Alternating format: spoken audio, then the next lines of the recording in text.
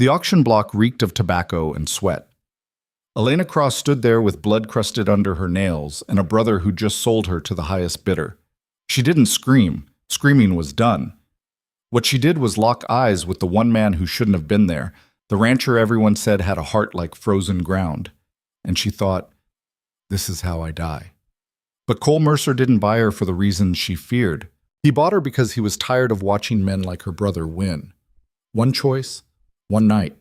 And everything that came after? Nobody saw that coming. If you want to know how a woman who had nothing became the one thing a broken man couldn't live without, stay with me until the end. Hit that like button and drop a comment with your city. I want to see how far this story travels. The town of Ashford, Nebraska had a way of swallowing people whole. It wasn't big, maybe 200 souls on a good Sunday. But it had teeth. The kind that bit down on the weak and didn't let go until there was nothing left but bone. Elena Cross had known that her entire life, but tonight, standing in the center of the town square with her wrists bound and her dress torn at the shoulder, she understood it in a way that made her stomach turn. "Lot 43, the auctioneer bellowed, his voice cutting through the October cold. "Young, healthy, comes with a strong back and no ties." No ties.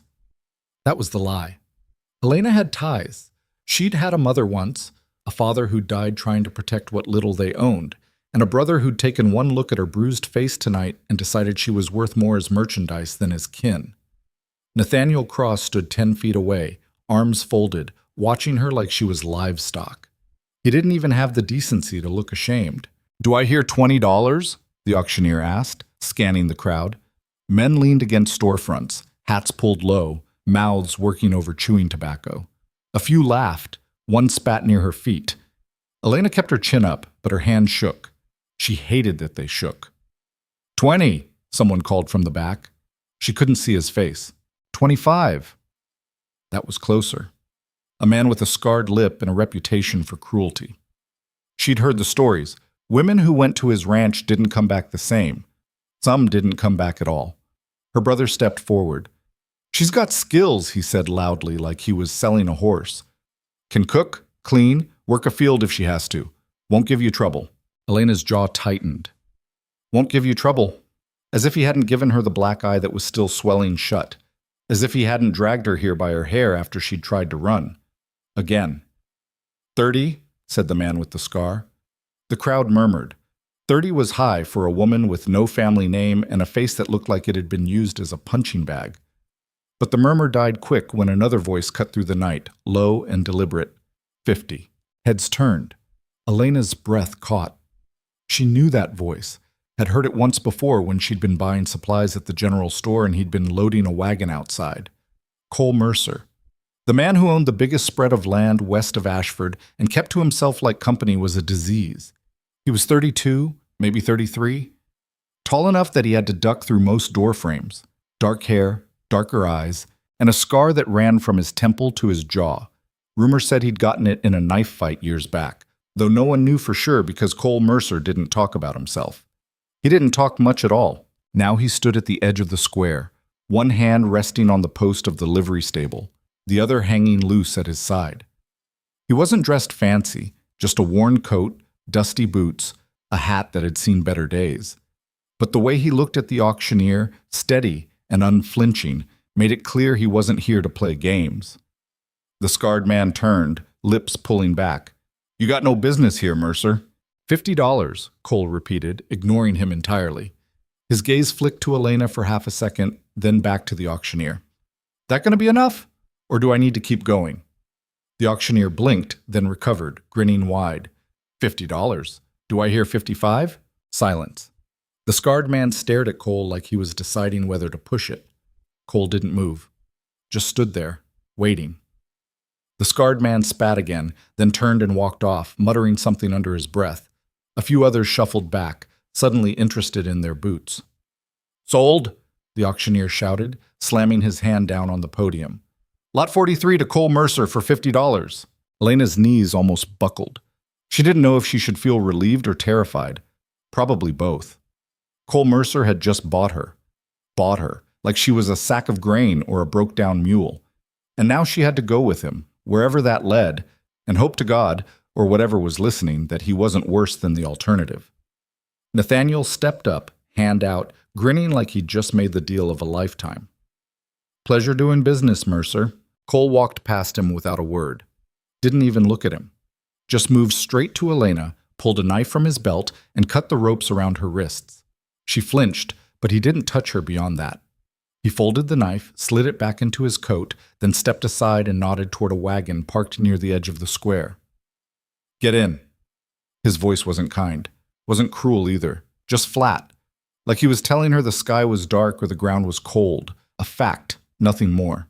Elena hesitated. Her wrists ached where the rope had cut in. Her eye throbbed. Her whole body felt like it had been wrung out and left to dry. But she moved, one foot in front of the other, because what else was she supposed to do? Stay here? Go back to Nathaniel?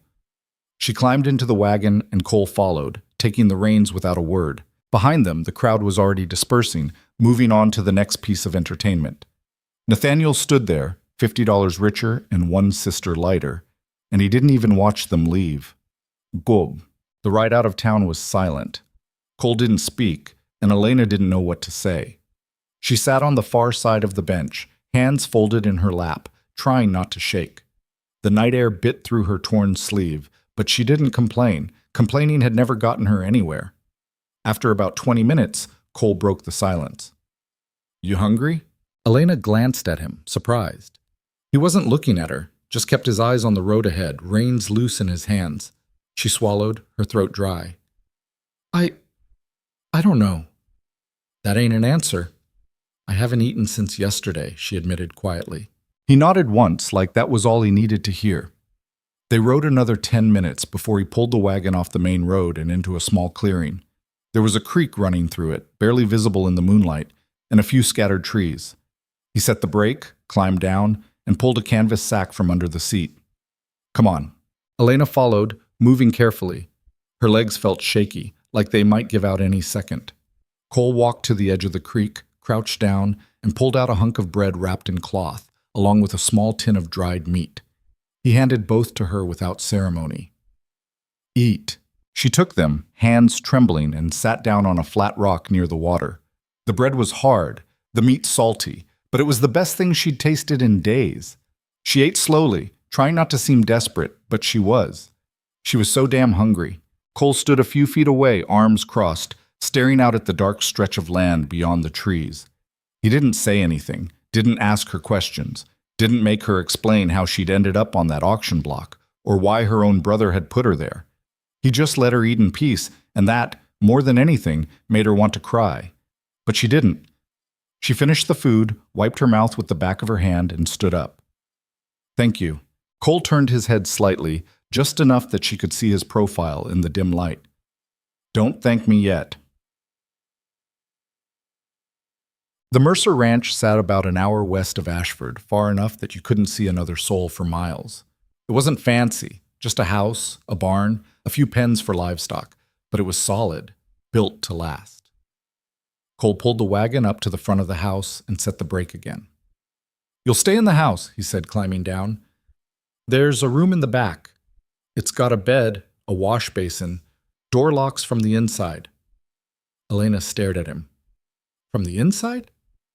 "That's what I said." She didn't know what to make of that. Men didn't usually offer women locked doors unless they were trying to prove something, or unless they weren't planning on being a problem in the first place. Cole walked to the front door, pushed it open, and stepped aside. "Go on." Elena moved past him slowly, half expecting him to grab her. He didn't.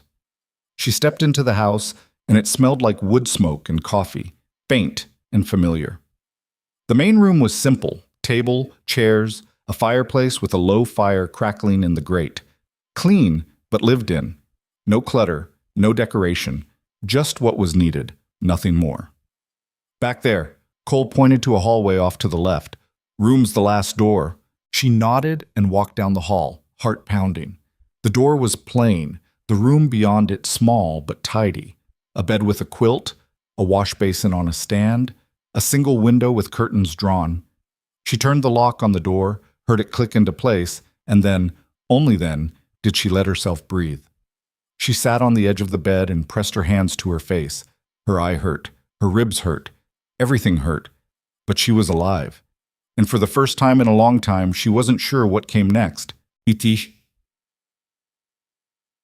Morning came too fast.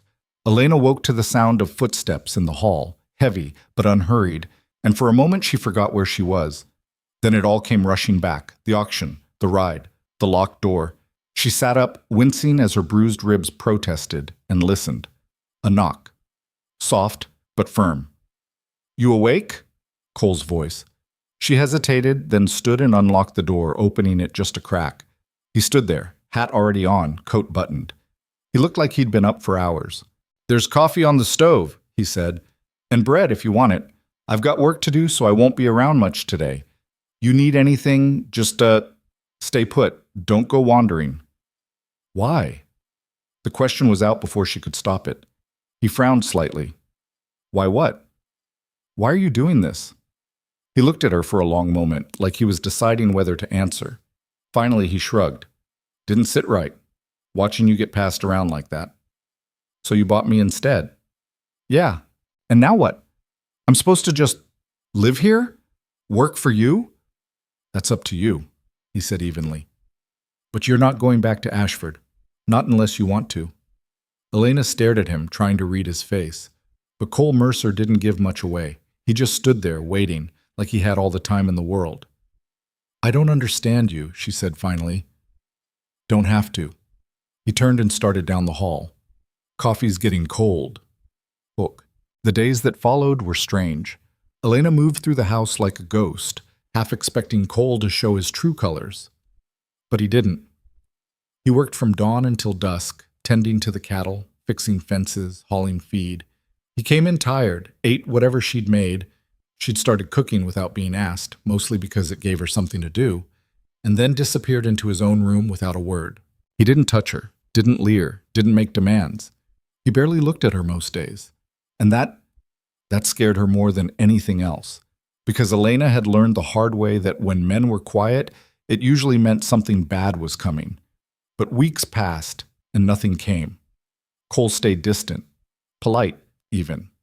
He paid her no mind unless she spoke first, and even then his answers were short. He was like a wall, solid, immovable, impossible to read. It made her anxious, made her wonder what he was waiting for. One evening, about a month after she'd arrived, she finally worked up the nerve to ask. They were sitting at the table, plates mostly empty. Cole was drinking coffee, staring out the window at the darkening sky. Elena set her fork down and cleared her throat. "Why haven't you—" He glanced at her. "Why haven't I what?" She felt her face heat. "You know what." Cole set his cup down slowly. "Because I'm not that kind of man. Everyone's that kind of man." "No," he said quietly. "They're not." Elena looked away, jaw tight. "You paid $50 for me." "I did." "So what do you want? There's got to be something." He was silent for a long moment. Then he leaned back in his chair, arms crossed. "What I want is for you to stop looking at me like I'm about to hit you."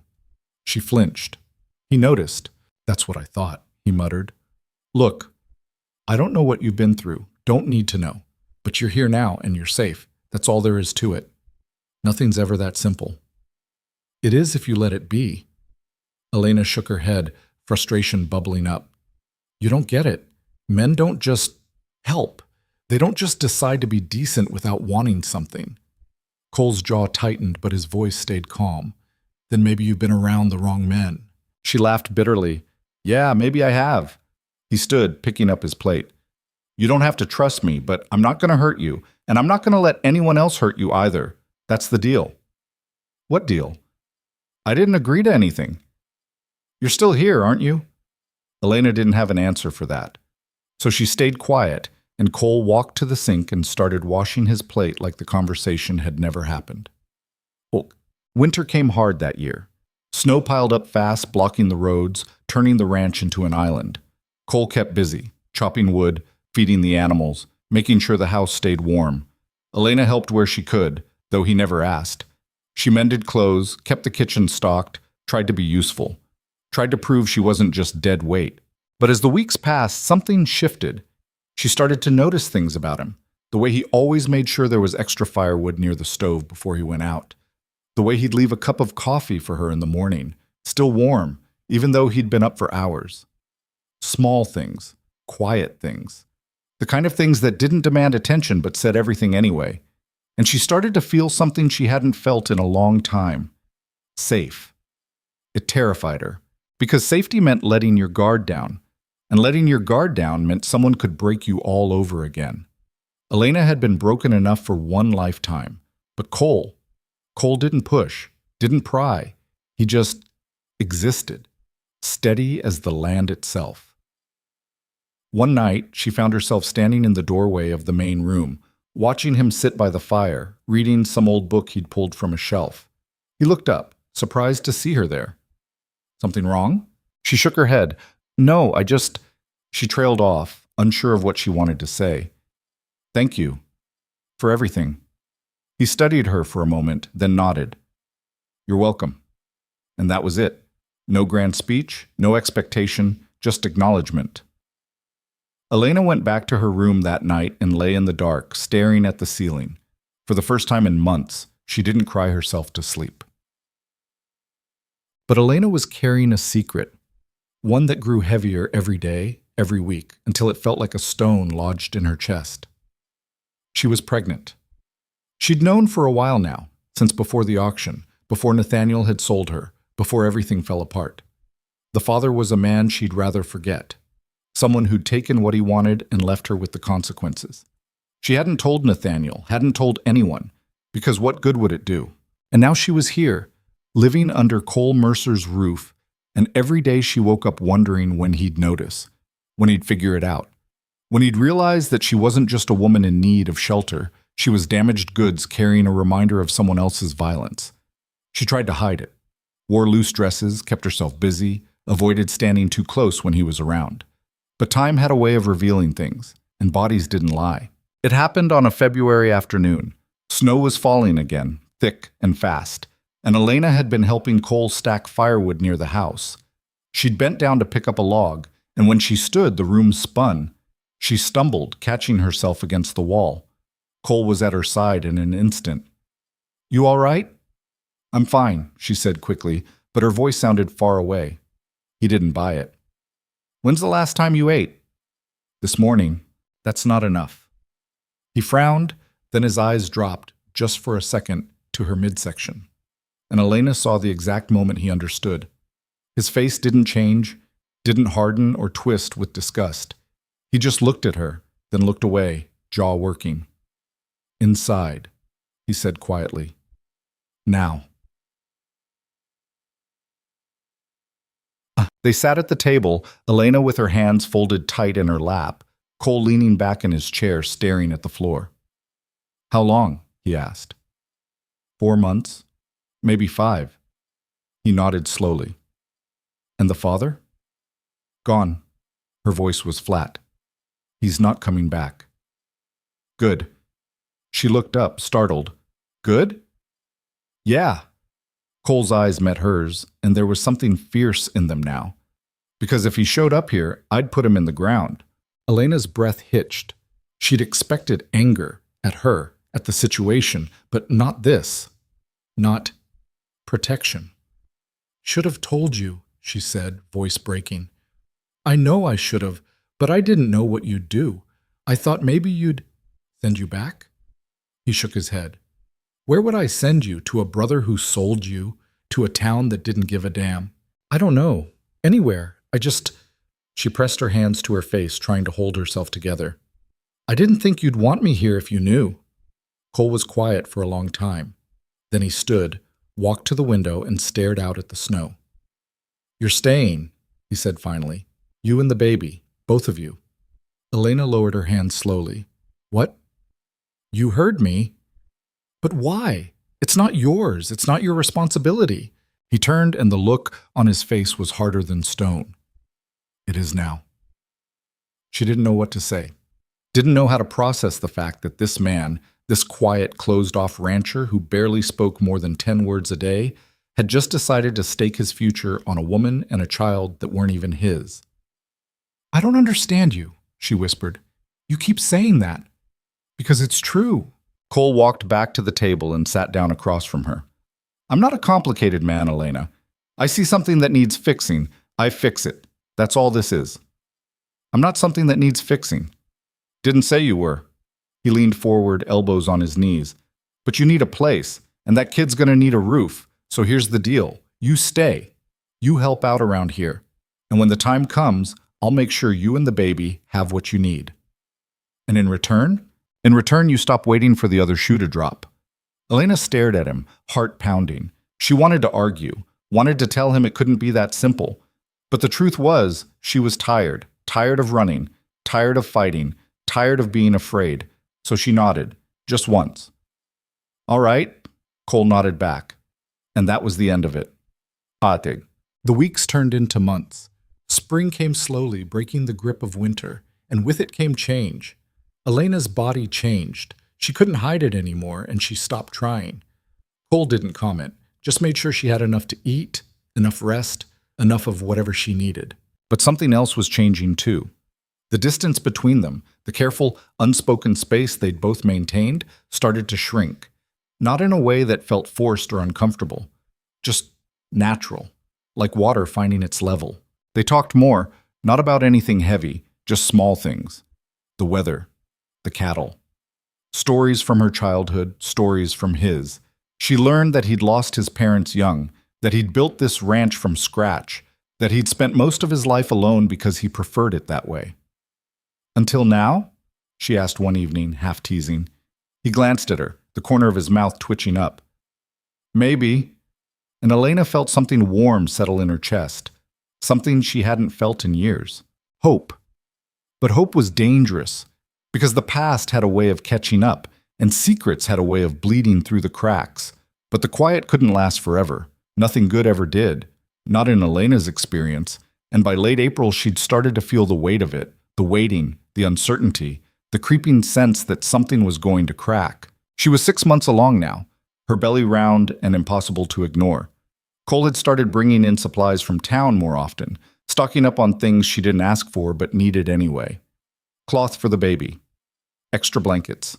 A small wooden cradle he'd spent 3 evenings building in the barn, sanding it smooth like his life depended on it. He never said a word about any of it, just left the items on the table or by her door and went back to work. It should have made her feel grateful, and she was, but it also made her feel exposed, like every act of kindness he showed her was another layer of armor she couldn't afford to lose. Because what happened when he got tired of this? When the baby came and the crying started and the reality of what he'd taken on hit him square in the face? Men changed their minds. She'd seen it happen. Hell, she'd lived it. One afternoon, she was sitting on the porch mending a shirt when a wagon rolled up the drive. Elena's stomach clenched. Visitors were rare out here, and the few times someone had come by, Cole had handled it before she even knew they were there. But he was out in the east pasture today, too far to hear the approach. The wagon stopped and a woman climbed down. She was older, maybe 50, with graying hair pinned back and a face that had seen too much sun. She wore a plain dress and a shawl, and her eyes landed on Elena with the kind of sharp assessment that made her want to bolt. "You must be the girl," the woman said, not unkindly. Elena stood slowly, setting the shirt aside. "Can I help you?" "Name's Margaret Boone. I run the general store in Ashford." She glanced at Elena's belly, then back at her face. "Heard Cole Mercer took someone in. Wanted to see for myself." "Why?" Margaret tilted her head. "Because people talk, sweetheart. And when a man like Cole buys a woman off an auction block and then disappears with her, people get curious." Elena's jaw tightened. "I'm not interested in what people think." "Good, because most of what they think is garbage." Margaret walked closer, stopping at the bottom of the porch steps. "But I'm not here to gossip. I'm here because I've known Cole since he was a boy, and I know he doesn't do things halfway. If he brought you here, it's because he means to keep you. Question is, do you want to be kept?" Elena blinked. "That's none of your business." "Maybe not. But I've seen what happens to women who don't speak up for themselves. Ends badly more often than not." Margaret's gaze softened slightly. "Look, I'm not your enemy. I'm just saying, if you need something or if things go sideways, you've got options. My door's open." Elena didn't know what to say to that. She wasn't used to people offering help without a hook attached. So she just nodded, and Margaret seemed to take that as enough. "Tell Cole I stopped by," Margaret said, climbing back into her wagon. "And take care of yourself, girl. You look like you could use a decent meal." Elena watched her go, heart thudding in her chest. She didn't know whether to feel relieved or rattled. Probably both. When Cole came back that evening, she told him about the visit. He listened without interrupting, then nodded once. "Margaret's all right," he said. "She means well. She thinks people are talking about us. People always talk. Doesn't that bother you?" He shrugged, pulling off his gloves. "Not really. Let 'em talk. Doesn't change anything." Elena studied him, trying to understand how he could be so unbothered by the weight of other people's opinions. "You're not worried about your reputation?" "My reputation's been dirt since I was 15. I'm used to it." "What happened when you were 15? Cole paused, glancing at her. For a moment she thought he might actually tell her. But then he shook his head and turned toward the kitchen. "Doesn't matter. Ancient history." And that was the end of that. But Elena couldn't let it go, because the more time she spent with Cole, the more she realized how little she actually knew about him. He was a locked door, and she'd never been good at leaving locked doors alone. Over the next few days, she started paying closer attention, watching the way he moved, the way he spoke, the way he shut down any conversation that got too personal. He was careful, so damn careful, and it made her wonder what he was protecting, or who. One evening, she finally pushed. They were sitting at the table after dinner, and Cole was cleaning his rifle, hands moving with the kind of precision that came from years of repetition. Elena watched him for a minute, then spoke. "Why'd you really buy me?" He didn't look up. "Told you already?" "Yeah, but that's not the whole truth, is it?" His hands stilled. "What do you want me to say?" "I want you to tell me the truth, not the version you think I want to hear, the actual truth." Cole set the rifle down and leaned back in his chair, arms crossed. He looked at her for a long moment, and she could see him weighing it, deciding whether she was worth the risk of honesty. "I had a sister," he said finally. "Younger than me. She got into trouble when she was 16. Same kind of trouble you're in now." Elena's breath caught. "What happened to her?" "Her boyfriend ran off. My parents kicked her out, told her she'd shamed the family." His voice was flat, but there was something underneath it, something raw. "She ended up in a town about 40 miles south of here, tried to make it on her own, didn't work out." "Cole? She died in childbirth," he continued, cutting her off. "Alone, in some boarding house that didn't give a damn whether she lived or died. By the time I found out, it was too late." Elena felt like the ground had dropped out from under her. "I'm so sorry." "Don't be. It was a long time ago." He picked the rifle back up, started cleaning again. "But when I saw you on that block, looking like you were about 5 minutes from giving up, I thought about her, and I thought, maybe this time I can do something about it." Elena's throat tightened. "So I'm what? Your second chance?" "No." He met her eyes, and there was nothing cold in them now. "You're yours." She didn't know what to say to that. Didn't know how to process the fact that this man, this stranger who'd bought her like property, had just handed her the rawest piece of himself and expected nothing in return. So she did the only thing she could think of. She reached across the table and put her hand over his. Cole stared at it like he'd never seen a hand before. Then slowly, he turned his palm up and squeezed. Just once. Then he let go and went back to cleaning the rifle like nothing had happened. But something had happened. Elena felt it, even if she couldn't name it. The walls between them were starting to crack. May brought warmth, and with it came the realization that Elena's time was running out. The baby was due in late June, maybe early July, and she had no idea what that would look like. She'd never been around a birth, never held a newborn. The whole thing terrified her in a way that made her chest tighten every time she thought about it. Cole noticed, of course. He always noticed. "You scared?" he asked one night, out of nowhere. They were sitting outside, watching the sun dip below the horizon. Elena had her hands folded over her belly, feeling the baby shift and kick beneath her palms. "Yeah," she admitted. "I don't know what I'm doing. Nobody does. Not the first time." "That's not exactly comforting." "Wasn't trying to comfort you." He glanced at her. "Just telling you the truth." She huffed a laugh despite herself. You're terrible at this. At what? Being reassuring. Never claimed to be good at it. He leaned back, tipping his hat down over his eyes. But you'll figure it out. You're tougher than you think. How do you know? Because you're still here.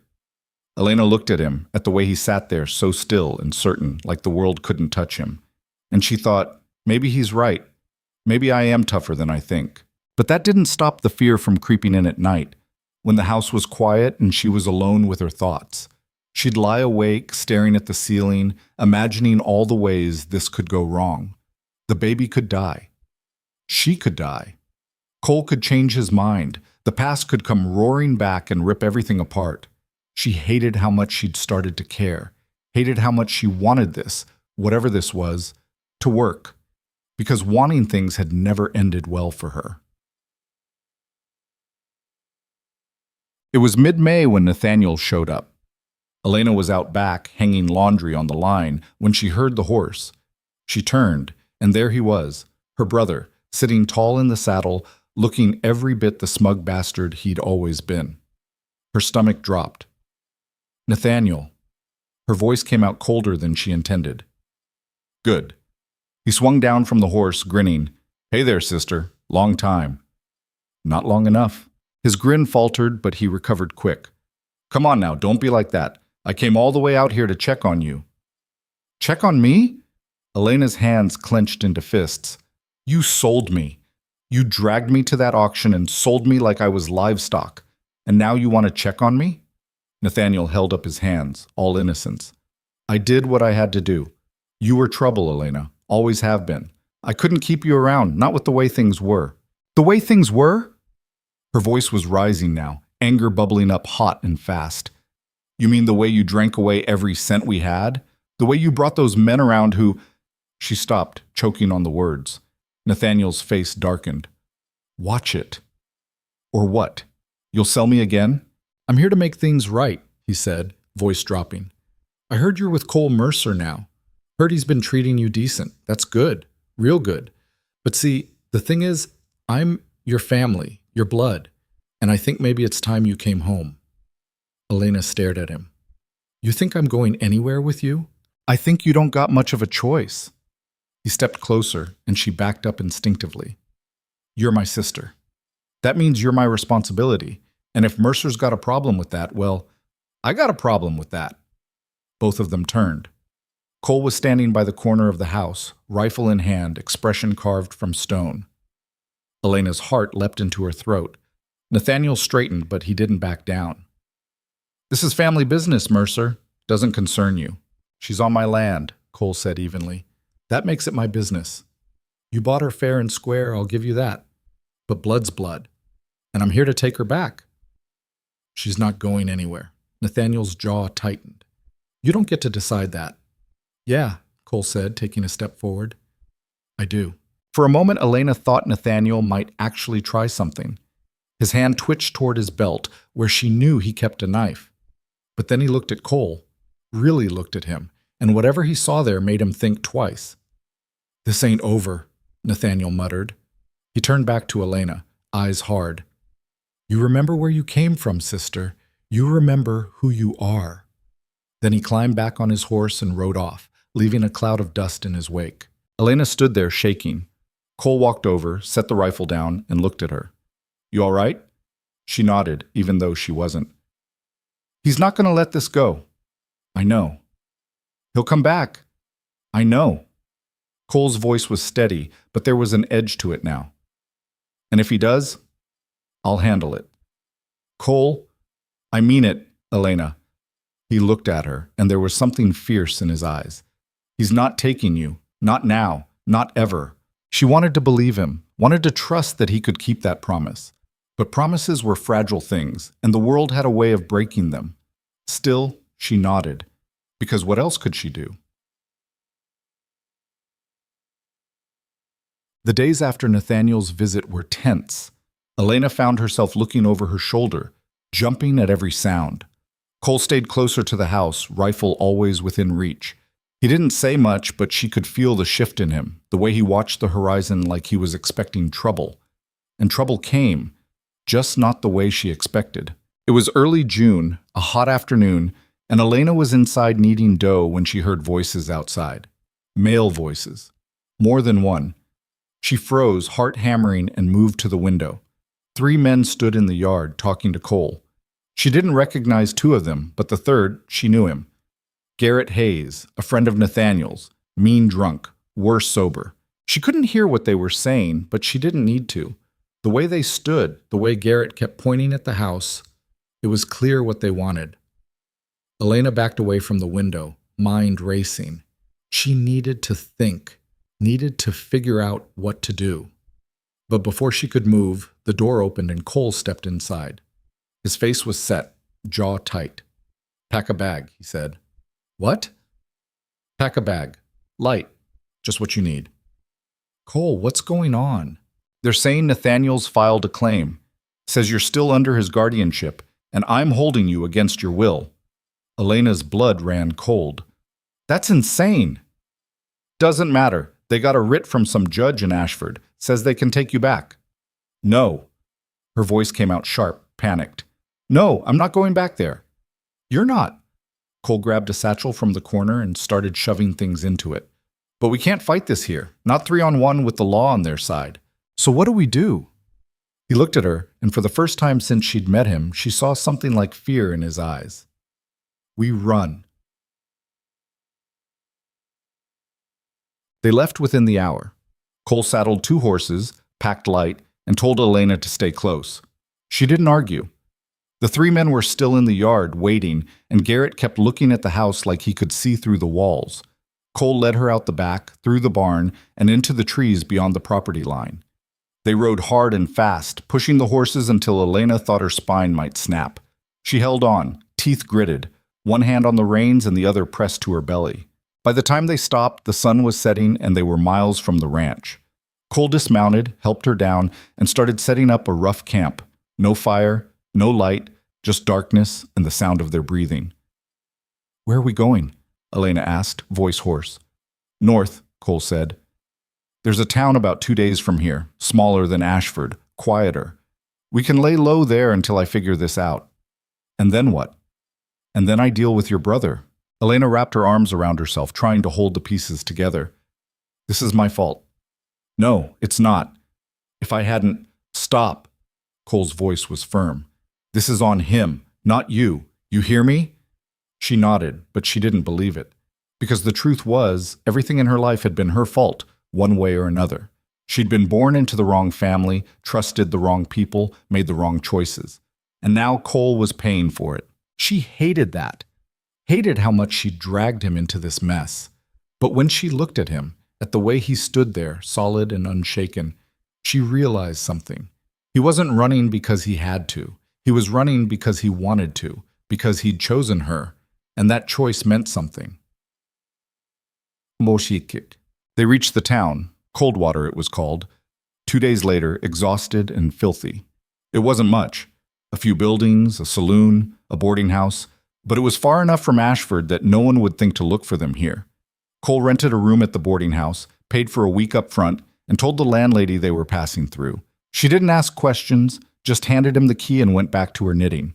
The room was small. 1 bed, a wash basin, a single window. Elena sat on the edge of the bed, trying not to cry. She was so tired. So damn tired. Cole set their bags down and leaned against the wall, arms crossed. "We'll stay here for a few days, let things cool off. Then I'll go back and deal with Nathaniel." "You can't go back there alone." "I'm not leaving you here by yourself." "Cole," I said no. His voice was sharp and she flinched. He saw it and softened immediately. "Sorry, I didn't mean— Look, I just need you to trust me on this. I'll figure it out." Elena looked at him, this man who'd turned his entire life upside down for her, and she felt something break open inside her chest. "Why are you doing this?" she whispered. He frowned. "I told you." "No, I mean, really, why? You don't owe me anything. You could have left me on that block. You could have sent me away when you found out about the baby. You could have let Nathaniel take me back. But you didn't, so why?" Cole was quiet for a long time. Then he pushed off the wall and walked to the window, staring out at the darkening street. Because I'm tired, he said finally. Tired of watching people get crushed by the world and doing nothing about it. Tired of being alone. Tired of pretending I don't care. He turned and his eyes met hers. And because when I look at you, I don't see someone who needs saving. I see someone who's already saved herself 100 times over. And I want to be there for the next time. And the time after that, for as long as you'll let me. Elena's breath hitched. She stood, crossed the room, and stopped in front of him. He didn't move. Just stood there watching her like he was waiting for her to decide something. So she did. She reached up, cupped his face in her hands, and kissed him. It wasn't soft, wasn't gentle. It was desperate and messy and real. And when he kissed her back, wrapping his arms around her like he was afraid she'd disappear, Elena felt something she hadn't felt in years. Whole. When they finally pulled apart, Cole rested his forehead against hers, breathing hard. "We're going to be all right," he said quietly. "I promise." And for the first time, Elena believed him. They stayed in Coldwater for 5 days.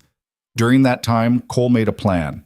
He'd ride back to Ashford, find Nathaniel, and settle this once and for all. Elena hated the idea, hated the thought of him going back there alone, but she knew better than to argue. Cole Mercer didn't make promises he couldn't keep. On the morning of the 6th day, he saddled his horse and prepared to leave. Elena stood in the doorway, arms wrapped around herself, trying to keep it together. "You take care of yourself," he said, adjusting the saddle. "And if I'm not back in 3 days, you go to Margaret Boone. Tell her what happened. She'll help you." "You'll be back." "Yeah." He looked at her, and there was something soft in his eyes now. "I will." She walked over, stood on her toes, and kissed him one more time. "Don't do anything stupid." "Can't promise that." "Cole?" "I'll be careful." He swung into the saddle, then looked down at her. "Stay inside. Don't talk to anyone. And if something feels wrong, you run. You hear me?" She nodded, throat tight. And then he was gone, riding south, and Elena was alone again. She went back inside, closed the door, and pressed her hands to her belly. The baby kicked, strong and insistent, and she closed her eyes. "Your father's an idiot," she whispered. "But he's our idiot." And she prayed to whoever was listening that he'd come back in one piece. 3 days passed, then 4. Elena stayed in the room, eating when she remembered, sleeping in fits and starts. The landlady brought her meals, didn't ask questions, and Elena was grateful for the silence. On the 5th day, she heard footsteps in the hall. Heavy, familiar. She stood, heart pounding, and the door opened. Cole stepped inside, bruised and bloodied, but alive. Elena crossed the room in 2 steps and threw her arms around him. He grunted, wincing, but held her tight. "I'm all right," he said, voice rough. "It's done." "What happened?" "Nathaniel's not coming back." His tone was final, and Elena didn't ask for details. Didn't need to. Some things were better left unsaid. She pulled back, studying his face. "Are you hurt?" "Nothing that won't heal." He cupped her face, thumb brushing over her cheek. "We can go home now." "Home." The words settled in her chest, warm and certain. "Yeah," she said softly. "Let's go home." And for the first time in her life, Elena Cross knew exactly where that was. They rode back to the ranch in silence, the kind that wasn't empty but full of things neither of them knew how to say. Cole's face was bruised along the jaw, a cut above his eyebrow that had scabbed over, and his knuckles were raw. Elena didn't ask what he'd done to Nathaniel, didn't ask if her brother was still breathing or buried somewhere between Coldwater and Ashford. She wasn't sure she wanted to know.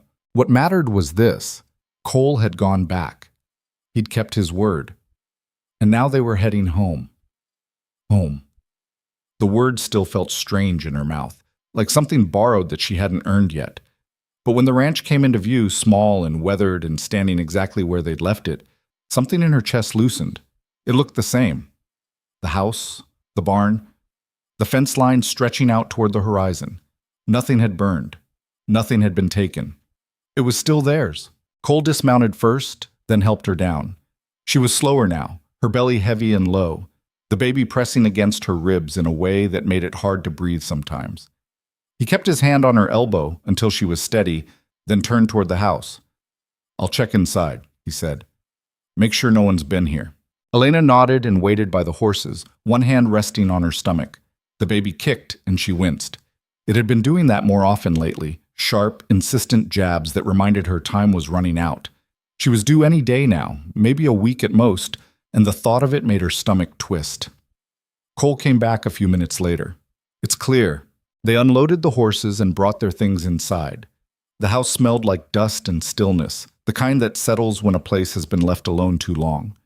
Elena opened the windows while Cole started a fire in the stove. By the time the sun set, the house felt like itself again, warm, lived in, safe. That night, they sat at the table with bowls of stew that Elena had thrown together from what was left in the pantry. It wasn't much, but it was hot, and that was enough. Cole ate without talking, and Elena watched him, trying to read the lines of his face. He looked tired, more than tired. He looked like a man who'd done something he couldn't take back. "Are you all right?" she asked quietly. He glanced up, spoon halfway to his mouth. "Yeah. You don't look all right." "I'm fine, Elena." "Cole, I said I'm fine." His voice was sharp and she flinched. He saw it and set the spoon down, rubbing a hand over his face. "Sorry, I didn't mean to snap." "What happened back there?" "Nothing you need to worry about." "That's not an answer." "It's the only one you're getting." He stood, picked up his bowl, and walked to the sink. "Your brother won't bother you again, that's all that matters." Elena stared at his back, frustration bubbling up. "You can't just shut me out." "I'm not shutting you out." "Yes, you are. You went back there alone, you did something bad, I'm guessing, and now you won't even talk to me about it." Cole turned, and there was something hard in his eyes now. "You want to know what I did? Fine. I found him. I told him if he ever came near you again, I'd kill him. And when he laughed in my face, I beat him until he couldn't laugh anymore. Then I told him to leave Nebraska and not come back. He got the message." Elena's breath caught. "Is he alive?" "For now." "Cole?" "What did you expect me to do, Elena?" His voice was louder now, rougher. "Sit him down and have a conversation? Ask him nicely to leave you alone? He sold you. He tried to take you back, and he would have done it again if I hadn't stopped him." "I know that," she said, standing. "I know. But you don't have to carry this by yourself. You don't have to protect me from everything."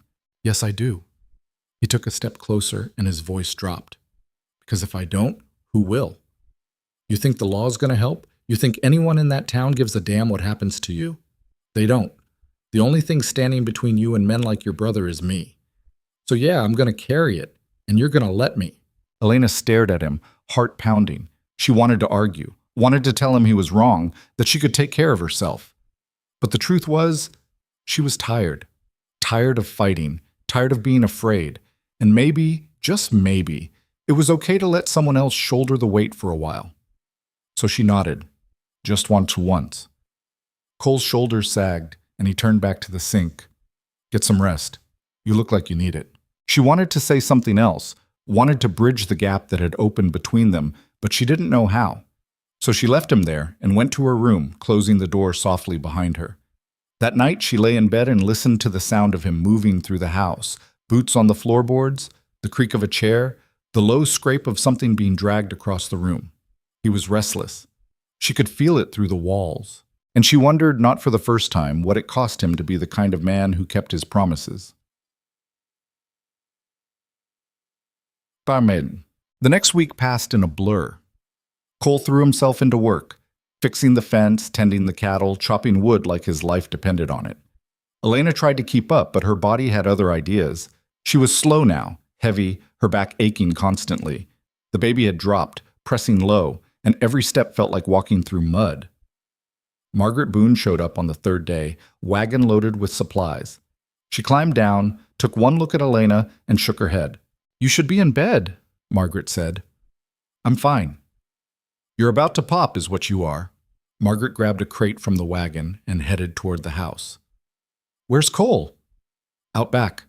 Margaret set the crate on the table and started unpacking. Flour, sugar, coffee, a few jars of preserves. "I heard about your brother." Elena stiffened. "What did you hear?" "That he left town in a hurry, that he looked like he'd been trampled by a horse."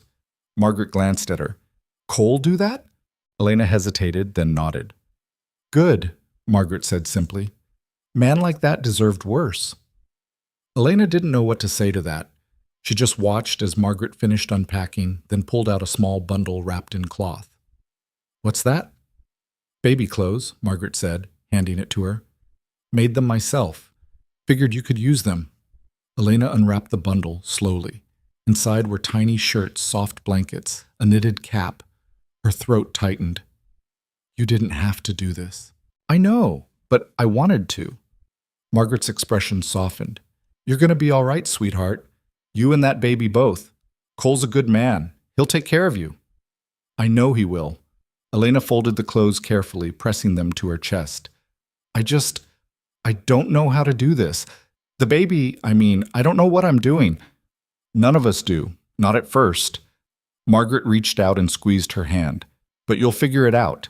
And when you don't, you ask for help. That's what people do. Elena nodded, blinking back tears. Thank you. Margaret smiled. Don't mention it. Now sit down before you fall over.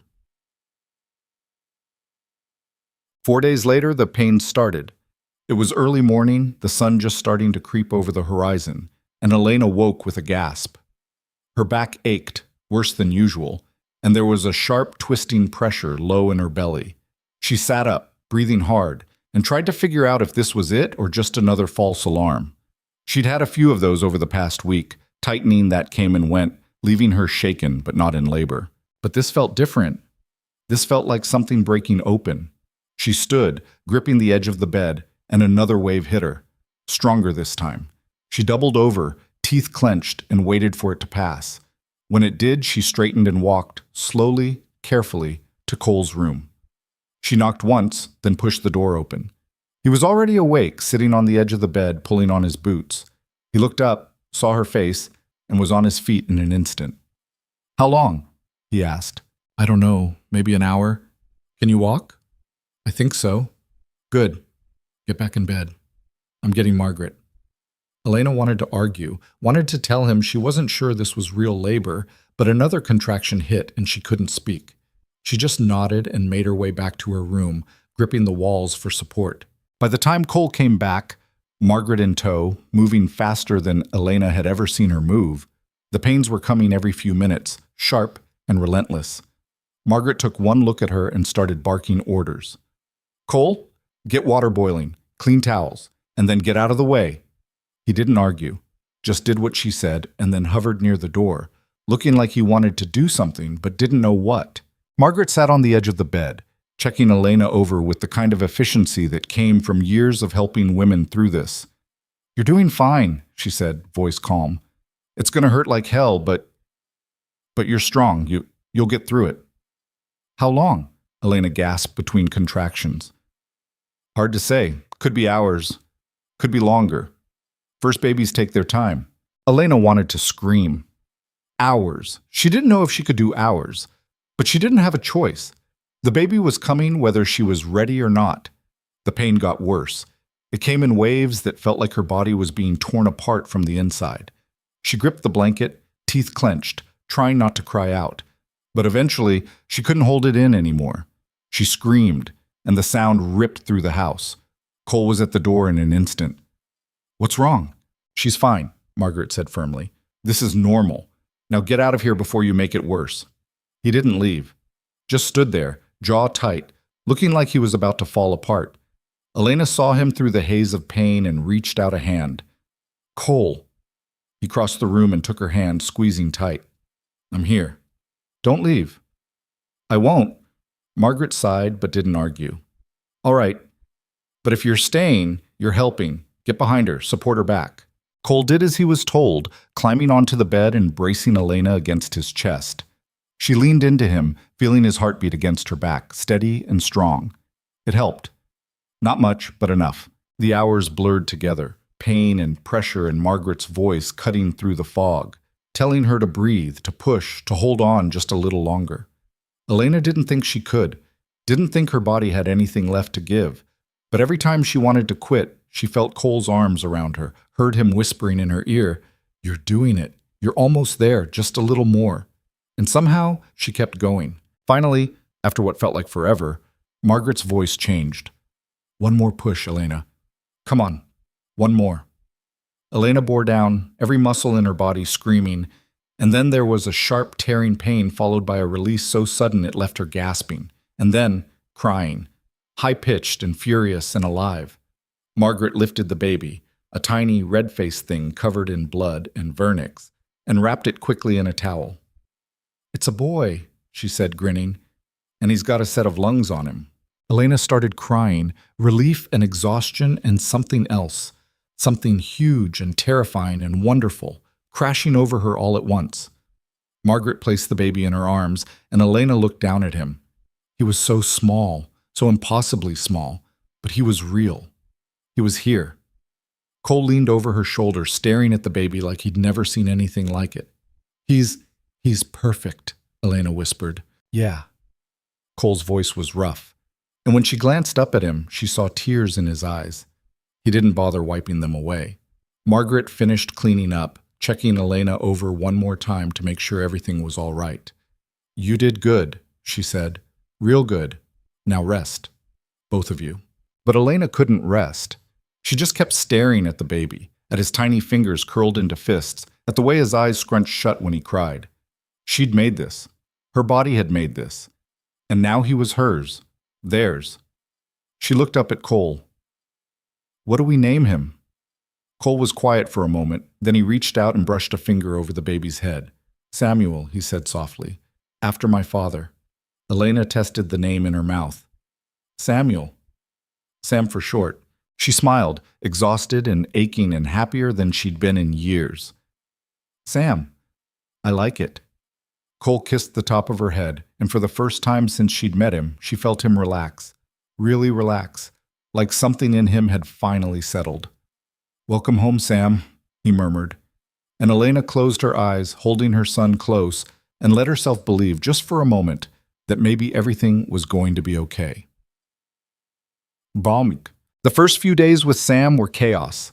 He cried constantly, day and night, and Elena was so tired she could barely think straight.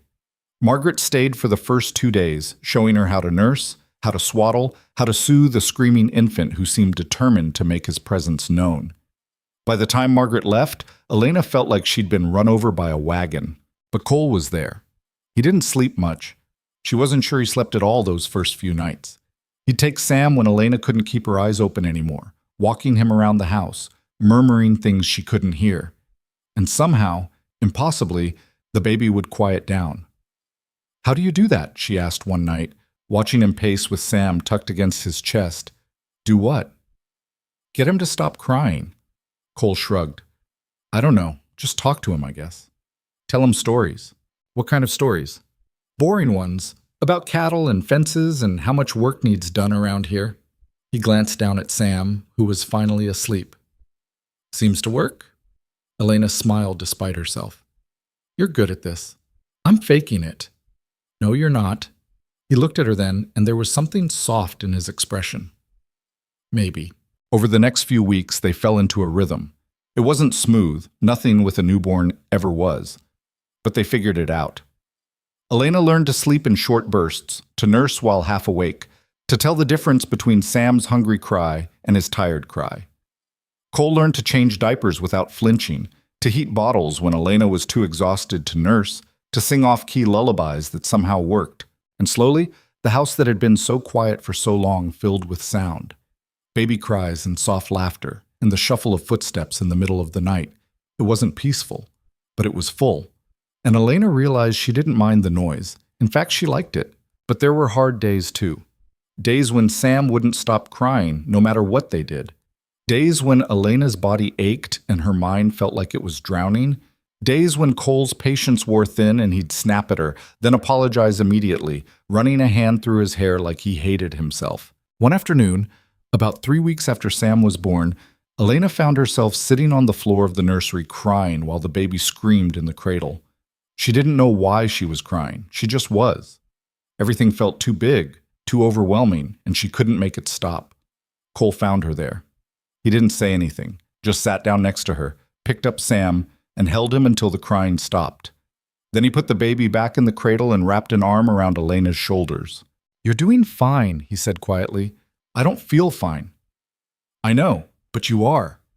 What if I'm not good at this? What if I mess him up? You won't. You don't know that. Yeah, I do. He pulled her closer.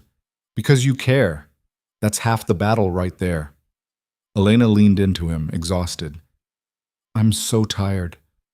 I know, but we'll get through it, one day at a time. She wanted to believe him, wanted to trust that this would get easier, but right now it felt impossible. Still, she nodded, because what else was there to do?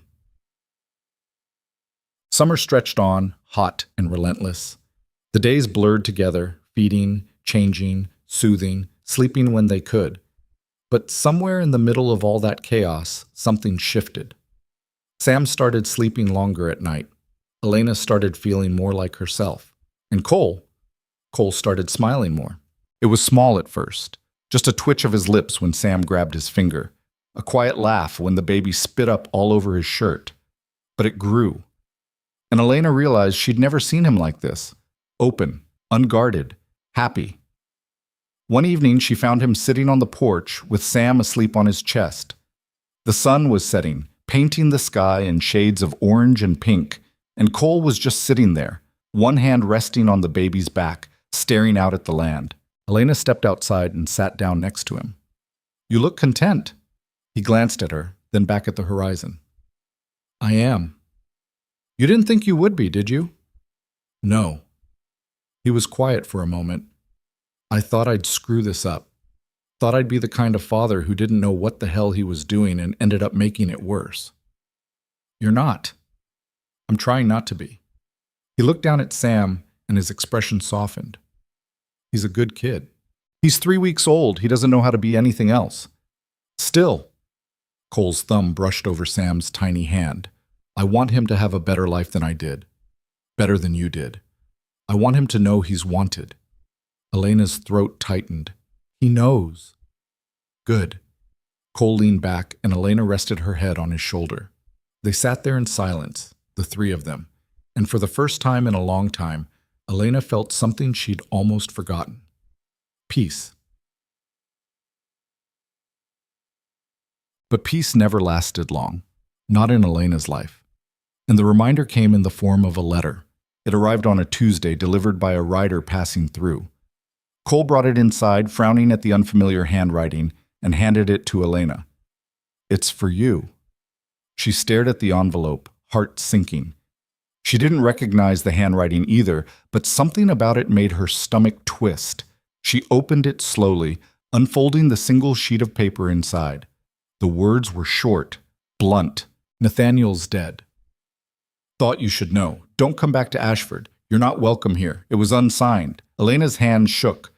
She read it again, then a third time, trying to make sense of it. Nathaniel was dead. Her brother, the man who'd sold her, who'd tried to take her back, who'd made her life hell, was gone. She didn't know how to feel. Relief? Guilt? Anger? All of it, maybe.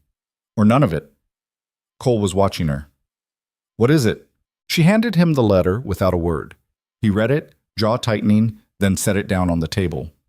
Good riddance, he said flatly. Cole, what? You wanted him alive. No, I just... She stopped, pressing a hand to her mouth. I don't know what I wanted. He moved closer, putting a hand on her shoulder.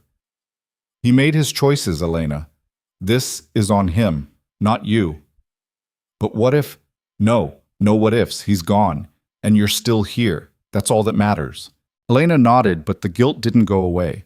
Because no matter what Nathaniel had done, he was still her brother. And now he was dead, and she'd never get the chance to... What?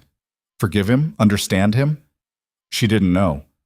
That night, she lay awake, staring at the ceiling. Cole was asleep next to her, one arm draped across her waist, and Sam was in the cradle across the room, breathing soft and even. Everything was quiet. Everything was safe. But Elena couldn't shake the feeling that something had changed, that Nathaniel's death wasn't an ending. It was a door closing on one part of her life and opening onto something else, something bigger. And she didn't know if she was ready for it. The weeks that followed were strange. Elena grieved in her own way, quietly, without fanfare. She didn't cry. Didn't talk about it much, just carried the weight of it and kept moving forward, because that's what she'd always done. Cole didn't push.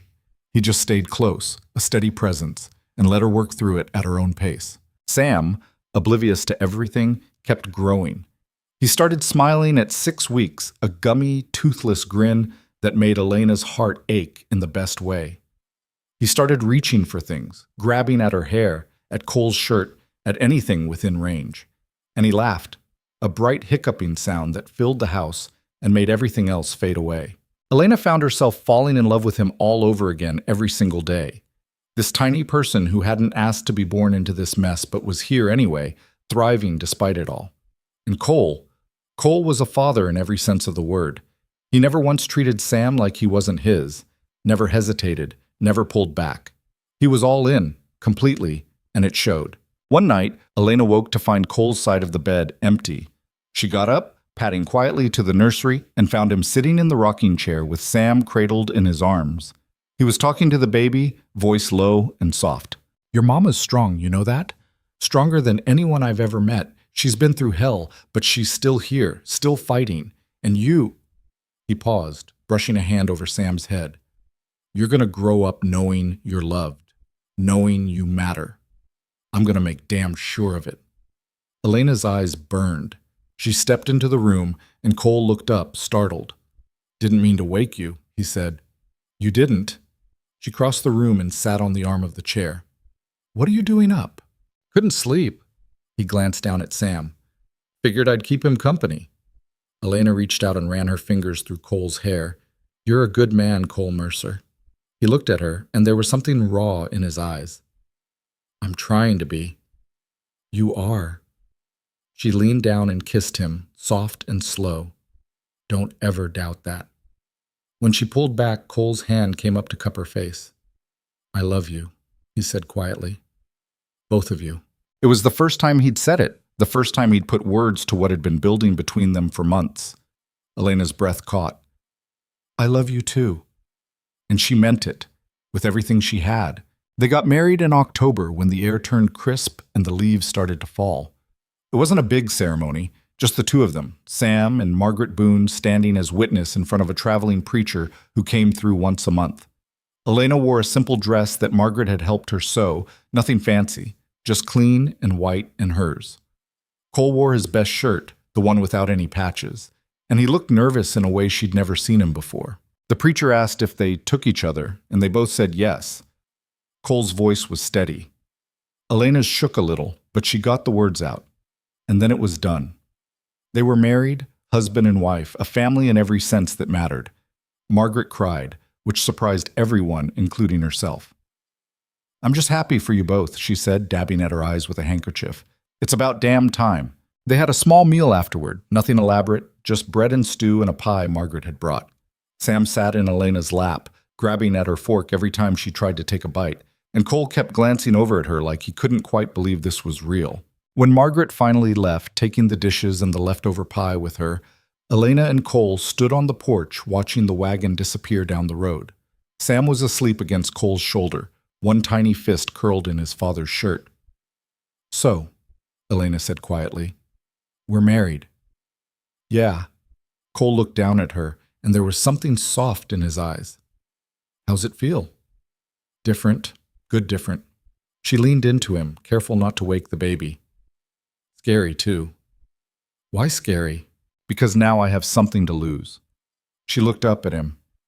"You, Sam, this life, what if something happens? What if—" "Stop." Cole shifted Sam to one arm and wrapped the other around her. "Nothing's going to happen. We're going to be fine." "You don't know that." "No, but I'm choosing to believe it anyway." He kissed the top of her head. "And you should too." Elena closed her eyes and tried to let his certainty seep into her bones. It was hard. She'd spent so much of her life waiting for the other shoe to drop that trusting in good things felt like tempting fate. But maybe Cole was right. Maybe believing was a choice, same as everything else. So she chose it, for now, at least. Winter came fast that year, and with it came challenges Elena hadn't anticipated. The ranch was isolated to begin with, but snow turned it into an island. The roads became impassable, and for weeks at a time they saw no one. It was just the three of them, sealed off from the rest of the world. At first, it felt almost peaceful, cozy even. They spent long evenings by the fire, Sam bundled in blankets between them, and Cole would read aloud from the few books he owned while Elena mended clothes or knit tiny socks that Sam would outgrow in a month. The house smelled like wood smoke and coffee, and outside the world was white and silent. But isolation had a way of pressing in. By January, Elena started to feel it. The sameness of each day, the lack of anyone else to talk to, the weight of being responsible for a baby who needed constant care. She loved Sam fiercely, but there were days when she wanted to scream just to hear a different sound. Cole noticed, though he didn't say anything at first. He just started taking Sam for longer stretches, bundling him up, and walking him around the house, while Elena had a few minutes to herself. It helped, but it wasn't enough. One night, she snapped. It was nothing, really. Sam had been fussy all day, refusing to eat, crying every time she put him down. Elena was exhausted, her body aching from bouncing him for hours. And when Cole came in from feeding the animals and asked if she needed help, she just broke. "No, I don't need help," she said, voice sharp. "I need him to stop crying. I need 5 minutes where I'm not covered in spit up or milk or whatever else. I need to feel like a person again, instead of just a thing that keeps him alive." Cole stopped in the doorway, snow still dusting his shoulders. "Elena, don't tell me it's going to get better or that I'm doing fine. I know I'm doing fine, but I'm also losing my mind and I don't know how to fix it." She turned away, pressing her hands to her face, trying not to cry. Sam wailed louder, and she wanted to throw something, wanted to run, wanted to do anything except stand there and feel like she was failing. Cole crossed the room and gently took Sam from her arms. "Go," he said quietly. "What?" "Go. Take a walk. Sit in the other room." "I don't care. Just go." Elena stared at him. "Cole, I can't just—" "Yes, you can. I got him. Now go." She wanted to argue, but she was too tired. So she left. Walked down the hall to their bedroom, closed the door, and sat on the edge of the bed in the dark. And then she cried, big, ugly sobs that shook her whole body. She cried for everything she'd been holding in. The fear, the exhaustion, the guilt of not being enough. When she finally stopped, her throat was raw and her eyes burned, but she felt lighter. Like something inside her had loosened just a little. She went back out to the main room. Cole was sitting in the rocking chair, Sam asleep on his chest, and he looked up when she came in. "Better?" he asked. "Yeah." She sat down on the floor next to the chair, leaning her head against his knee. "I'm sorry." "Don't be. I shouldn't have snapped at you." "You're human, Elena. You're allowed to snap." He rested a hand on her hair. "This is hard. I know it is, and I can't fix it, but I can take some of the weight, so let me." She nodded, throat tight. Okay. They sat there in silence for a while, the fire crackling in the stove, Sam's soft breathing filling the space between them. And Elena thought, maybe this is what marriage is. Not the perfect moments, the messy ones, the ones where you fall apart and someone's there to catch you. It wasn't romantic, but it was real. What? Spring came slowly, breaking winter's grip one stubborn day at a time. By March, the snow had mostly melted, leaving behind mud and the smell of wet earth. Elena felt like she could breathe again. The isolation lifted, and with it came visitors.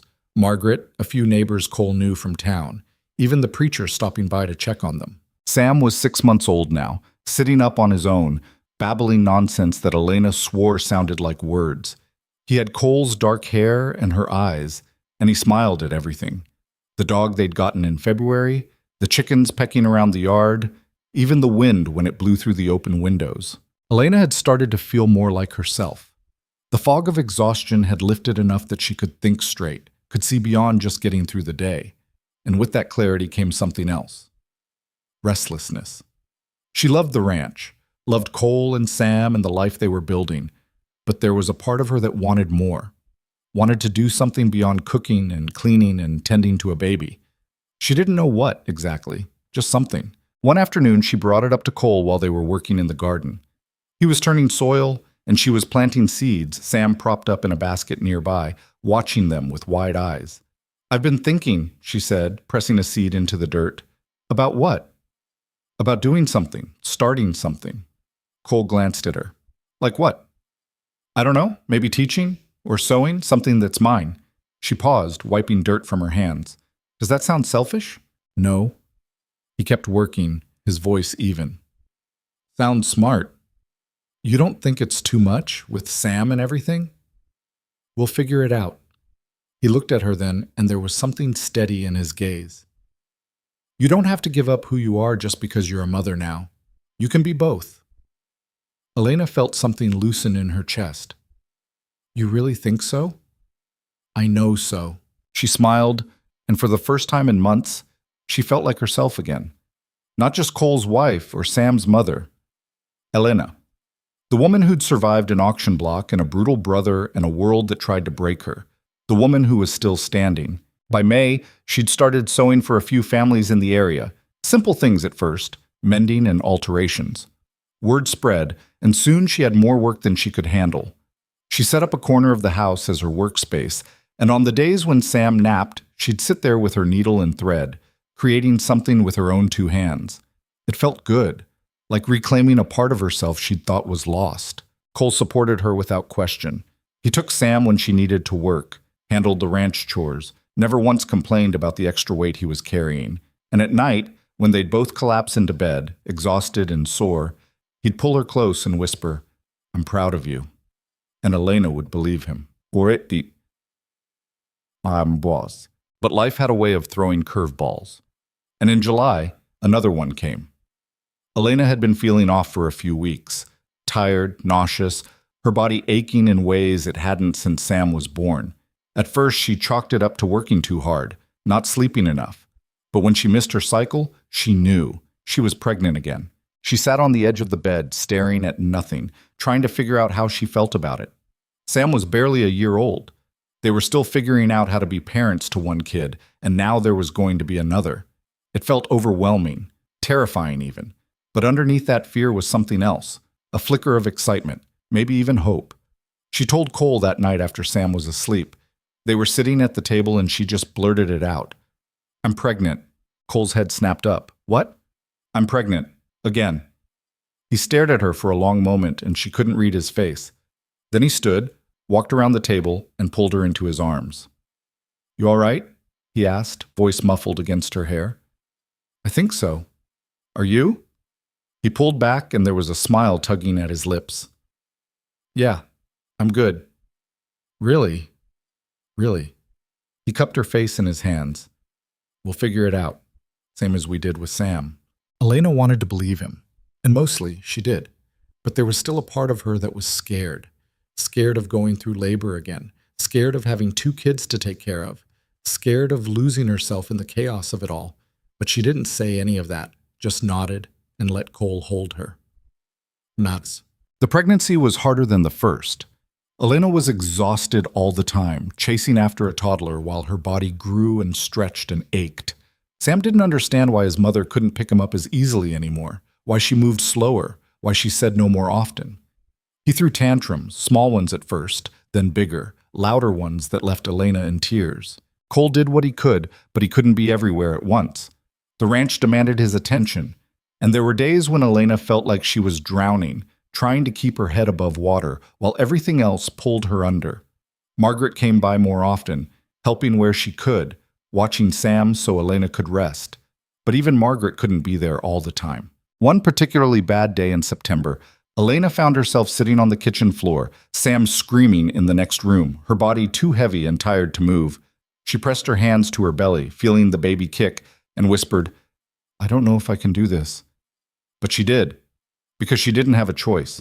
By October, she was 8 months along, and Cole had started preparing for the birth.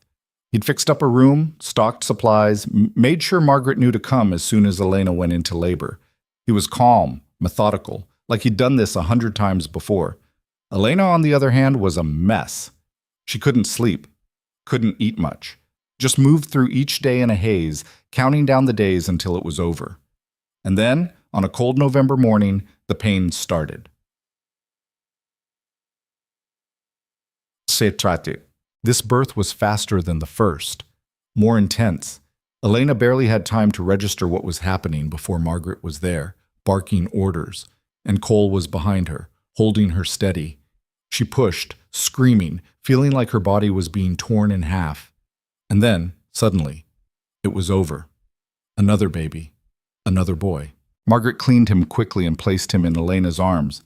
He was smaller than Sam had been, his face scrunched and red, but his lungs worked just fine. He cried loud and angry, and Elena felt tears streaming down her face. "Another one," she whispered, half laughing, half sobbing. Cole leaned over, staring at the baby with the same awe he'd shown with Sam. "We need a name." Elena looked down at the tiny, furious face. "Thomas," she said, "after your father." Cole's breath hitched. "You sure?" "Yeah, I'm sure." He kissed her forehead, then the baby's. "Welcome, Thomas." And just like that, their family grew again. Sam's. The first few weeks with Thomas were brutal. Elena was exhausted, her body still healing, and now she had 2 kids to take care of. Sam didn't understand why the new baby got so much attention, and he acted out, hitting, throwing things, refusing to listen. Elena tried to be patient, but there were days when she wanted to scream. Cole stepped up in ways she didn't expect. He took Sam out to the barn with him, let him help with the chores, gave him jobs to do so he felt important. And at night, when Thomas wouldn't stop crying, Cole would take him and walk him around the house, singing those same off-key lullabies that had worked with Sam. Slowly, things settled. Sam adjusted. Thomas grew. And Elena started to feel like herself again. One evening in December, she was sitting by the fire, nursing Thomas while Sam played with wooden blocks on the floor. Cole came in, snow-dusting his coat, and stopped in the doorway, just watching them. "What?" Elena asked. "Nothing. Just—" He shook his head, smiling. "Just thinking about how different this is from a year ago." "Good different or bad different?" "Good." He crossed the room and sat down next to her, pulling Sam into his lap. "Real good." Elena leaned into him, exhausted but content. "Yeah, it is." And for the first time in a long time, she believed it. By the time spring came around again, life had found a rhythm. Sam was talking now, short sentences that were mostly questions. Thomas was sitting up, grabbing at everything, smiling that same gummy grin Sam had at that age. And Elena was surviving. Thriving, even. She'd started sewing again, fitting it in during naps or in the evenings when Cole took the boys. It wasn't much, but it was hers, and that mattered. Cole had expanded the ranch, bought more cattle, hired a hand to help with the workload. Money was still tight, but they were making it work. More than that, they were building something, a life, a future. One night, after the boys were asleep, Cole and Elena sat on the porch, watching the stars.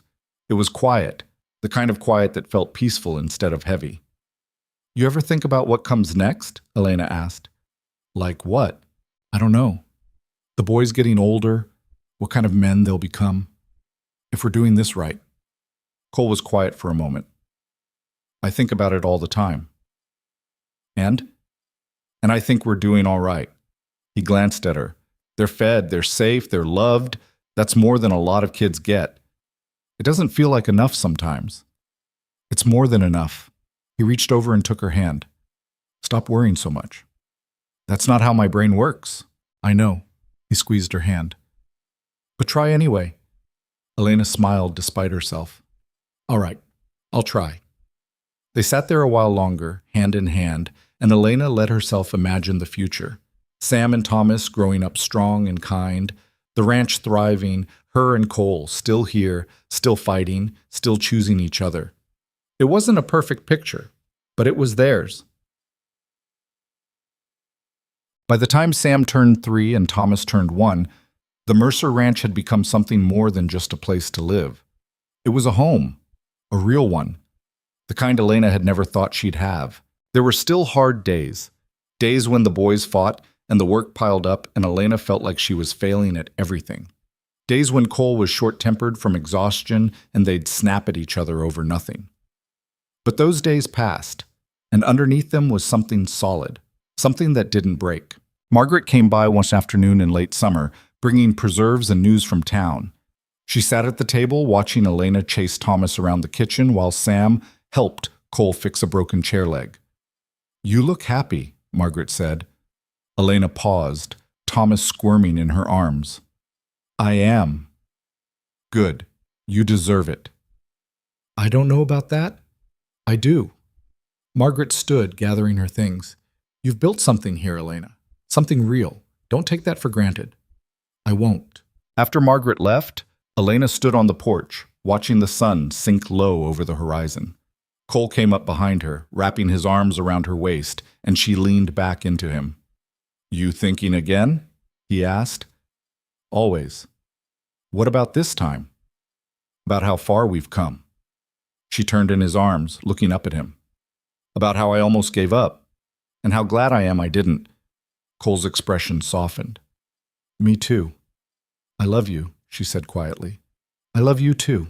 And standing there, with her husband's arms around her and her boys playing inside, Elena finally let herself believe in something she'd thought was impossible. She believed in happy endings, not the fairy tale kind, the messy, imperfect, hard-won kind, the kind you had to fight for every single day. But they were real, and they were hers. The years had a way of slipping past when you weren't looking. One day Sam was 3, barely able to string together a full sentence, and the next he was 7, all sharp elbows and endless questions. Thomas followed close behind, quieter than his brother, but just as stubborn, with a tendency to get into trouble when no one was watching. Elena looked at them sometimes and wondered where the babies had gone, those tiny helpless things she'd held in her arms and sworn to protect. They were still hers, but they were becoming their own people now, and that was both terrifying and wonderful. The ranch had grown too. Cole had bought more land, expanded the herd, built a second barn. They weren't rich by any stretch, but they were comfortable in a way Elena had never imagined possible. She had her sewing business, which had turned into something more than she'd expected. Women from 3 towns over were ordering dresses and jackets, and she'd hired a girl from Ashford to help with the simpler alterations. It gave her purpose beyond the house and the boys, and she needed that. Needed to feel like she was contributing to something bigger. But life wasn't all smooth sailing. It never was. The boys fought constantly, the kind of scrapping that left bruises and hurt feelings. Sam had a temper he'd inherited from someone. Elena wasn't sure who, but it flared hot and fast. Thomas was sensitive, quicker to cry, and Sam knew exactly how to push his buttons. Cole tried to mediate, but he wasn't always around, and Elena found herself playing referee more often than she wanted. One afternoon in late August, she heard shouting from the yard. She dropped the shirt she was mending and ran outside to find Sam on top of Thomas, fists swinging. She yanked Sam off, holding him back while Thomas scrambled away, dirt smeared across his tear-streaked face. "What the hell is wrong with you?" Elena snapped at Sam. "He broke my slingshot." "It was an accident," Thomas shouted, voice cracking. "Was not. You did it on purpose." "Enough!" Elena's voice cut through the noise like a whip. Both boys went silent, staring at her. "Sam, inside, now. Thomas, go wash your face." Sam glared at her but didn't argue. He stomped toward the house, and Thomas slunk off toward the pump. Elena stood there, hands on her hips, trying to calm the anger bubbling in her chest. She was so damn tired of this, tired of breaking up fights, tired of feeling like she was failing as a mother because she couldn't get her own kids to stop trying to kill each other. When Cole came in that evening, she told him what happened. He listened, jaw tight, then nodded. "I'll talk to him." "Cole, I'll handle it." He went to Sam's room, and Elena heard their voices. Low, firm, but not angry. She couldn't make out the words, but after a while, Sam came out, red-eyed and quiet, and mumbled an apology to Thomas. It wasn't much, but it was something.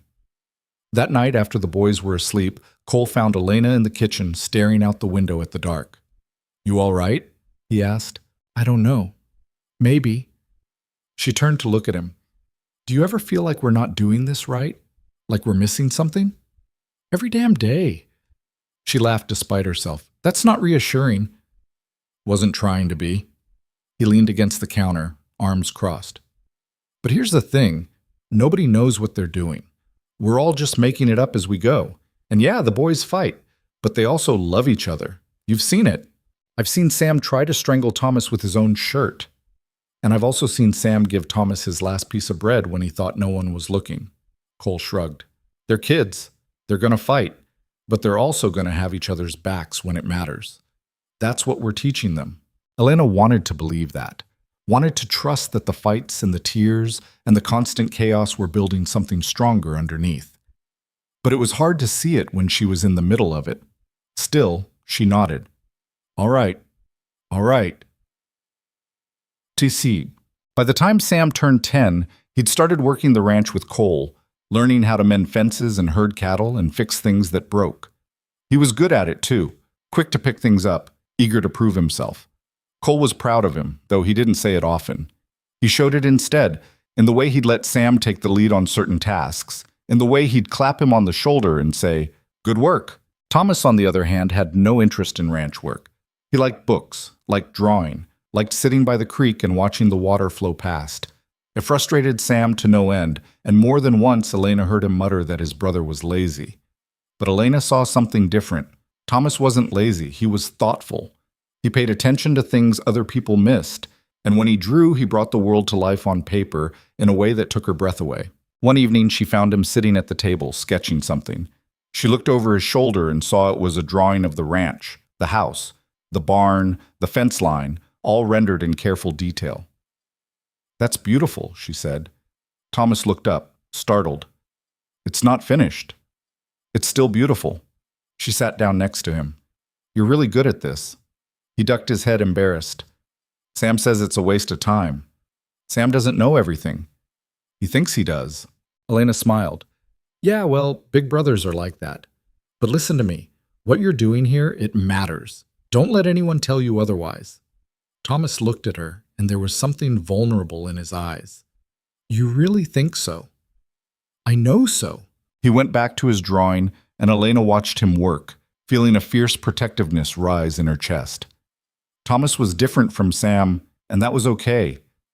More than okay. The world needed people like him, people who saw beauty in things, who paid attention, who cared. She just had to make sure he knew that. The boys weren't the only ones growing. Elena was too, in ways she hadn't expected. She'd started teaching a few women in town how to sew, holding classes once a week at Margaret's place. It wasn't much, but it gave her a sense of purpose beyond the ranch, and she liked the connection it created. She liked being part of something bigger than herself. But with that growth came challenges. One of her students, a young woman named Clara, had a husband who didn't like the idea of her spending time away from home. He'd shown up one day, drunk and angry, demanding she come back with him. Elena had stepped between them, voice steady, and told him to leave. He'd sneered at her, called her names, but eventually left. Clara had been shaken, but she'd stayed. And the next week she came back bringing 2 other women with her. Women who had their own stories, their own scars, their own reasons for needing a place like this. Elena didn't set out to create a refuge, but that's what it became. A place where women could come, learn a skill, and feel safe for a few hours. It reminded her of where she'd come from, of the auction block and the men who'd treated her like property. And it made her determined to give these women something she'd had to fight for. A choice. Cole supported her, though he worried. "You're going to make enemies," he said one night. "I already have enemies." "I'm serious, Elena. Men like Clara's husband, they don't forget." "Good. Let them remember." She looked at him, and there was steel in her voice. "I'm not stopping." He sighed, but he didn't argue. Just made sure she carried a knife when she went into town and checked on her more often than usual. It was around that time that the past came knocking again, though not in the way Elena expected. A woman showed up at the ranch one afternoon, riding a tired-looking horse and carrying a baby that couldn't have been more than a few months old. She was young, maybe 20, with dark circles under her eyes and a bruise fading on her cheek. Elena recognized the look immediately. She'd worn it herself once. "Can I help you?" Elena asked, stepping off the porch. The woman hesitated, then spoke. I heard you take in women who need help." "Who told you that?" "Clara, she's my cousin." Elena nodded slowly. "What's your name?" "Ruth." "All right, Ruth, come inside." She led the woman into the house, sat her down at the table, and put a kettle on for tea. The baby fussed, and Ruth rocked him absently, staring at nothing. Elena didn't push, just waited. Eventually, Ruth spoke. "My husband, he's not a good man. I stayed as long as I could, but after the baby came, I couldn't. I just couldn't anymore. Her voice broke. I don't have anywhere to go, no family that'll take me. I just need... She stopped, swallowing hard. I just need a place to stay, just for a little while, until I figure things out. Elena's chest tightened. She saw herself in this woman, the desperation, the fear, the exhaustion, and she knew, without a doubt, what she had to do. You can stay here, she said. Ruth looked up, eyes wide. Really? Really? We've got a spare room. It's small, but it's yours for as long as you need it. Ruth started crying, and Elena reached across the table and took her hand. It's going to be all right. You're safe now. When Cole came home and found out, he didn't say anything at first, just looked at Elena, then at Ruth sitting at the table with her baby, then back at Elena. We're keeping her? He asked quietly. For now, he nodded. All right. You're not mad? No? He looked at Ruth again, and his expression softened. I get it. And that was the end of it. 6. Ruth stayed for 3 months. In that time, she regained her strength, found work at Margaret's store, and eventually saved enough to rent a small place in town. When she left, she hugged Elena so tight it hurt. Thank you, she whispered, for everything. You did the hard part, Elena said. I just gave you a place to land. After Ruth left, Elena sat on the porch, feeling the weight of what had just happened. She'd helped someone, really helped them. And it felt right, like this was what she was supposed to be doing. Cole came out and sat next to her. You're thinking, I want to do more. More how? I don't know yet, but there are more women like Ruth, more women who need help, and I want to be there for them. Cole was quiet for a long time. Then he said, You know what that's going to mean, right? The work, the risk, the backlash. I know. And you still want to do it? Yeah, I do. He looked at her and there was something proud in his eyes. Then we'll figure it out. Book. Over the next few years, Elena and Cole turned part of the ranch into a sanctuary of sorts. It wasn't formal, no signs, no announcements, just a place where women could come when they had nowhere else to go. Some stayed a few weeks, some stayed longer. And with each one, Elena learned something new about resilience, about survival, about the strength it took to leave everything behind and start over. The boys adjusted. Sam didn't always understand why there were strangers in the house, but he learned to be respectful, to help when he could. Thomas, meanwhile, seemed to thrive on it. He'd draw pictures for the women's children, tell them stories, make them laugh when they needed it most. He had a gift for that, for seeing what people needed and giving it to them without being asked. Elena was proud of both her sons, though in different ways. Sam was strong, dependable, the kind of person you wanted at your back in a fight. Thomas was kind, empathetic, the kind of person who made the world feel a little less harsh. They were growing into good men. And that was all she'd ever wanted. By the time Elena turned 35, the ranch was thriving. The cattle business was doing well, her sewing had expanded into a full operation, and the sanctuary, though unofficial, had helped more than a dozen women find their footing. Life was full, messy, and chaotic, but it was also deeply satisfying in a way Elena couldn't quite put into words. But there were still hard days, days when a woman would show up so broken that Elena didn't know if she could help. Days when men would come looking for their wives or daughters, and Cole would have to send them away, sometimes with words, sometimes with force. Days when Elena would lie awake at night, wondering if she was doing enough, if she was making a difference, if any of this mattered. One particularly hard night, after a woman had left in the middle of the night, too scared to stay, Elena sat on the porch and cried. Cole found her there, wrapped a blanket around her shoulders, and sat down beside her.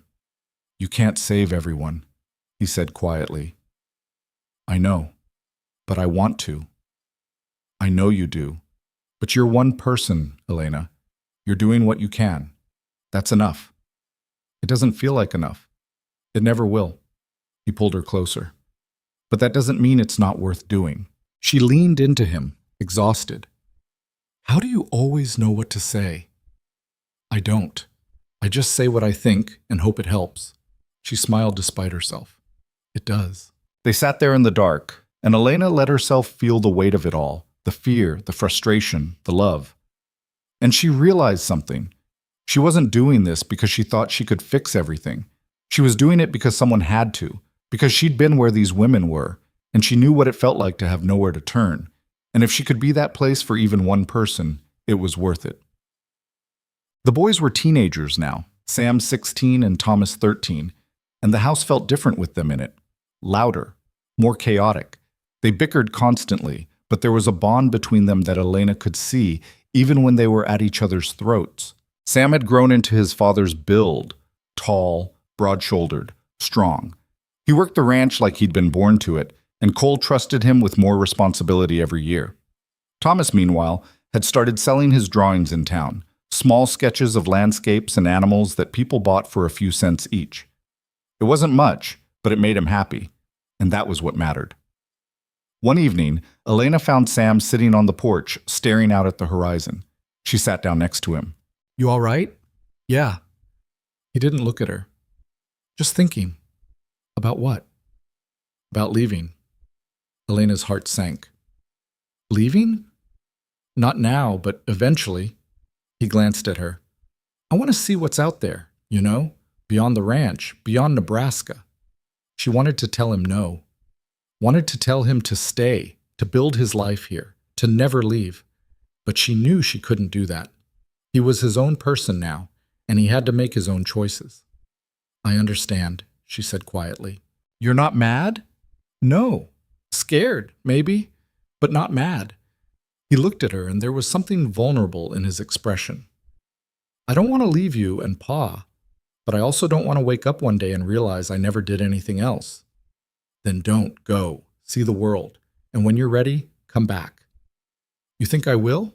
Come back, I mean." "I know you will." She reached over and squeezed his hand. "This place is in your blood, Sam. No matter where you go, it'll always call you home." He nodded, and they sat there in silence, watching the sun set. Thomas, on the other hand, had no interest in leaving. He was content on the ranch, content with his drawings, content with the quiet. Elena worried about him sometimes, worried that he was too gentle for the world, that it would chew him up and spit him out. But then she'd see the way he interacted with the women who came through, the way he made them feel safe and seen, and she'd realize he was stronger than she gave him credit for. One afternoon, she found him sitting by the creek, sketching.